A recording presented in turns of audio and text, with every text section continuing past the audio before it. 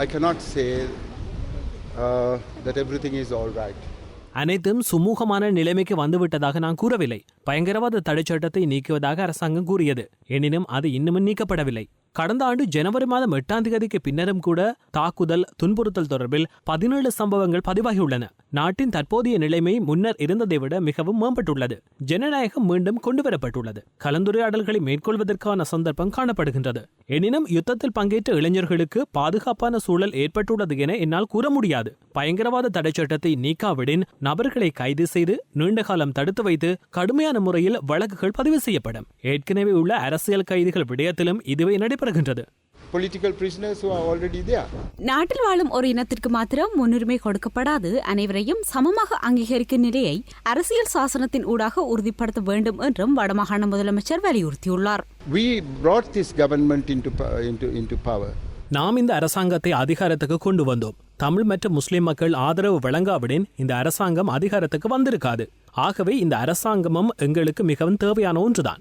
எனினும் அனைத்து மக்களுக்குமான சமத்துவத்தையே நாம் கோருகின்றோம். ஒரு சமயத்துக்கு விசேட சலுகை, ஒரு மொழிக்கு விசேட சலுகை, ஒரு இனத்துக்கு விசேட சலுகை என்பதல்ல.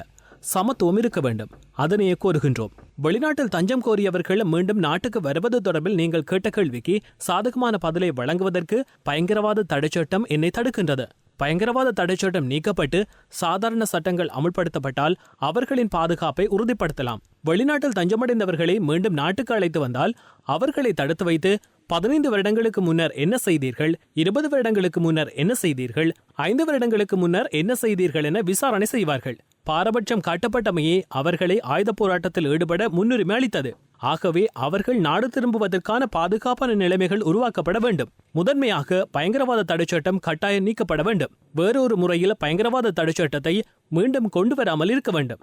கடந்த காலங்கள் தொடர்பில் மன்னிப்பு வழங்கப்பட வேண்டும். அவ்வாறு இருந்தால் அனைவரும் நாட்டுக்கு வரலாம். அவர்கள் வர வேண்டும். அவர்களை நாங்கள் வரவேற்போம்.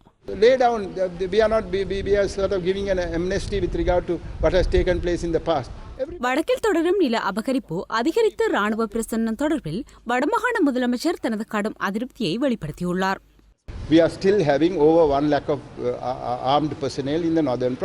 தற்போது 1 லட்சத்துக்கும் அதிகமான ராணுவத்தினர் வடபகுதியில் நிலை கொண்டுள்ளனர். உங்கள் நாட்டில் ஜெர்மன் ராணுவத்தினர் நிலை கொண்டிருந்ததை போல் ஆக்கிரமிப்பு படைகளாக அவர்கள் நிலை கொண்டுள்ளனர். கொழும்பில் இடம்பெறும் அரசியல் மாற்றங்களால் சில விஸ்தரிப்புகள் கட்டுப்பாட்டுக்குள் இருக்கின்றன. எனினும் ஏன் அவர்கள் தொடர்ந்தும் காணிகளை கையகப்படுத்த வேண்டும்? பாதுகாப்பை அவர்கள் வழங்குவதாயின் 5 ஏக்கர் காணியை எடுத்து பாதுகாப்பு நடவடிக்கைகளை முன்னெடுக்கலாம். ஏன் 4000 ஏக்கர் காணியை ஒரு பகுதியிலும் மற்றொரு பகுதியில் 200 ஏக்கர் காணியையும் ஒரு பகுதியில் 1702 ஏக்கர் காணியையும் வைத்திருக்க வேண்டும்? எங்களால் புரிந்து கொள்ள முடியவில்லை. இதுவே நாங்கள் எதிர்நோக்கும் பிரச்சனைகள். These are problems that we are faced with.